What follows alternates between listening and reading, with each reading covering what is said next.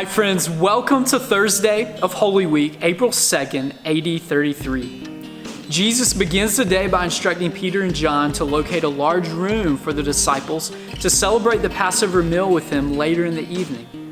After sundown, Jesus and the disciples gathered in the upper room to celebrate the Passover, the festival of remembrance of God's sovereign salvation from judgment for the people of Israel who applied the blood of sacrificial lambs to their doorposts. The meal consisted of a roasted lamb and bitter herbs and unleavened bread and fruit sauce and 4 cups of wine. Each aspect of the meal commemorated God's love and faithfulness throughout the Exodus from Egypt. The Passover meal was the most important religious institution in the Jewish faith, and Jesus would soon completely reorient the meaning of the Passover as he introduced the disciples to the new covenant, in which he will serve as the sacrificial lamb that brings salvation to the world. Here at Passover, Jesus instituted the Lord's Supper for the church to celebrate in remembrance of his sacrifice, his body, the bread, and the cup as his blood poured out for us.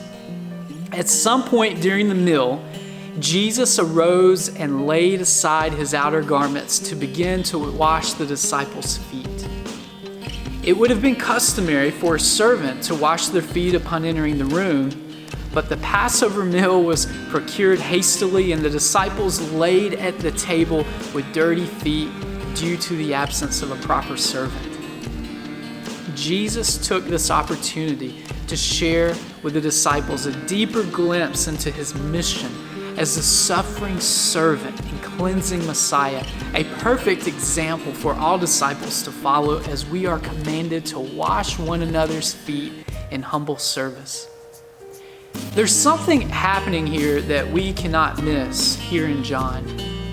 Jesus is well aware of Judas Iscariot's intentions, and he washes his feet anyway. Jesus washes the betrayer's feet in loving service. Can you imagine Jesus' perspective as he kneels at Judas's feet and scrubs the dirt and waste from Jerusalem's streets from his feet, knowing that his betrayer would soon act to put into motion his suffering and death on a cross for 30 pieces of silver?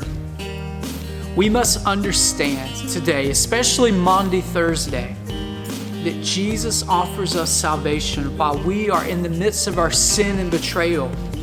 Romans 5:8 says that God shows his love for us and that while we were still sinners, Christ died for us. God's plan for our lives is that we would run to him from where we are. You may feel unworthy of God's grace, but always remember that Jesus washed Judas's feet.